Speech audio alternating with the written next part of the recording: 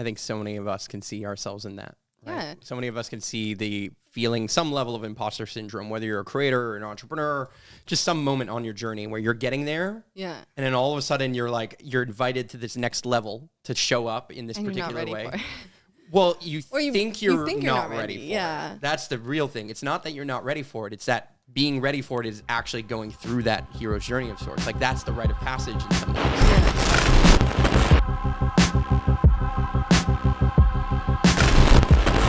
How did you get there? Right? Like when do you think that moment happened for you where you're like, oh, I could just be me?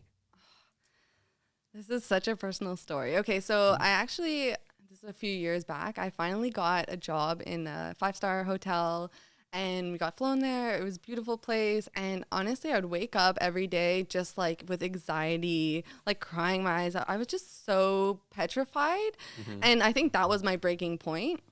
But what was the changing point? I don't know. I hated myself at one point. I really, really didn't like who I was. I didn't like the way I talked. I didn't like the way I looked. I was gaining a little bit of weight. And finally, I was just like, honestly, if I don't love myself, like who else is going to love me? So I just started being like, the way you talk to yourself is like, I would never speak to myself. I'm sorry.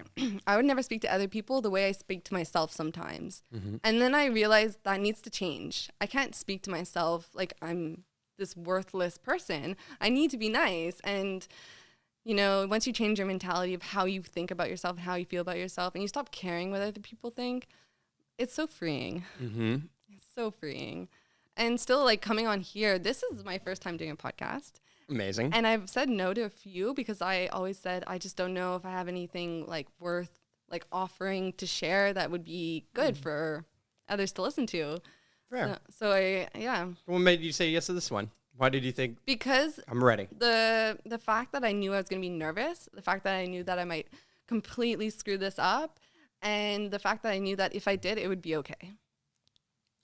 Yes. It wouldn't matter, right? Like it really wouldn't matter. I absolutely So why agree. not do it? Because Totally. you just have to do it. And the more confidence comes from doing things over and over again. Mm-hmm. I was super unconfident the first time I filmed a wedding and the second time and the third time. But after a while, you just, you know what you're doing. You're confident. And so yeah, maybe this podcast, I'm a little bit like, I could feel like I'm a little nervous, but. You're sinking into it. Yeah. You sink into it over time. I think it's okay to be nervous. Yeah, I think it's okay to be a little bit nervous because that's what pushes the boundaries and then gets you into the next flow, and that's where you grow. Yeah, you know what I mean? Like you mentioned there that you had a breakdown at this 5-star hotel. I'm assuming that the breakdown was because you felt like somehow you weren't enough or you weren't good enough to complete. Was it a content gig? So you had to create content for them or share. Well, it was more like they saw my Sri Lanka video. Okay. I don't know if I should talk.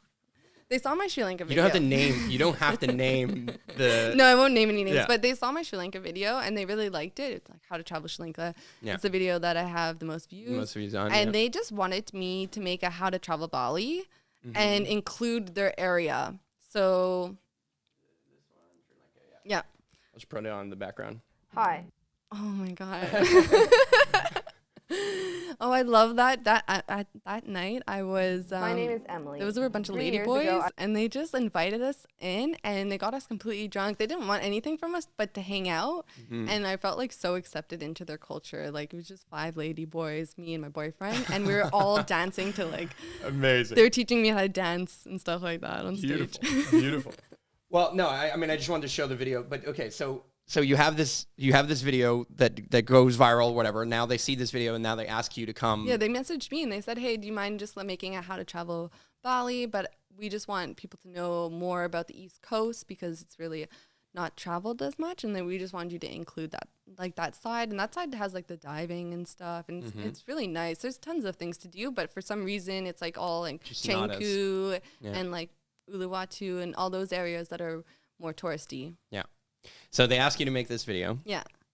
You're like, oh, of course, this is the dream. Yeah. You've been waiting for this moment. You show up at this 5-star hotel and then now you have this breakdown. Why? I think I just, definitely was like low confidence and I just was nervous about not being able to do like feeling like they're investing more in me than I'm capable of giving them. And also I think there was like at that point a little bit of relationship issues as well, so that also played into it. And it was just getting to the point where I've been doing YouTube for maybe a year or something, and it really wasn't going anywhere. So I kind of hit this wall where I'm just like, why am I doing this? People are probably thinking like, you're a failure, you've been doing it for so long and you're not going anywhere, so like just give up now, and just all these bad things that run through your head. I think so many of us can see ourselves in that. Right? Yeah. So many of us can see the feeling some level of imposter syndrome, whether you're a creator or an entrepreneur, just some moment on your journey where you're getting there. Yeah. And then all of a sudden you're invited to this next level to show up in this and particular way. For it. Well, you think you're not ready for yeah. it. That's the real thing. It's not that you're not ready for it. It's that being ready for it is actually going through that hero's journey of sorts. Like that's the rite of passage in some ways. Yeah, it's true. Like there's some level of that every one of us has to feel in certain moments. I remember feeling it when there was like videography gigs that I would get. And somebody would be like, hey, can you do this like white screen shoot for us? And I was like, yeah, sure. You know, and like I've never done a widescreen shoot in my life, so I go on Amazon, buy a widescreen real fast, and set it up in my basement, and I'm like, okay, let me try. You know what I mean? Test it out. Yeah, test it out and see what's up. And I didn't know anything about lighting. I still don't. You know what I mean? Like I feel like I know nothing about storytelling, and I study storytelling every day. And really, to this moment, yeah, I think so. I feel there's some level of imposter syndrome I feel every day. Yeah, I don't think most people. But it's also like kind of what pushes us to get better too. You know, it's like one of those things where I say like I criticize my work all the time, but I'm like, if I didn't do that, would I have gone like this far? Yeah, would I have been able to even work doing videography? Would I have been confident? You know what I mean? Like, would I have learned so much?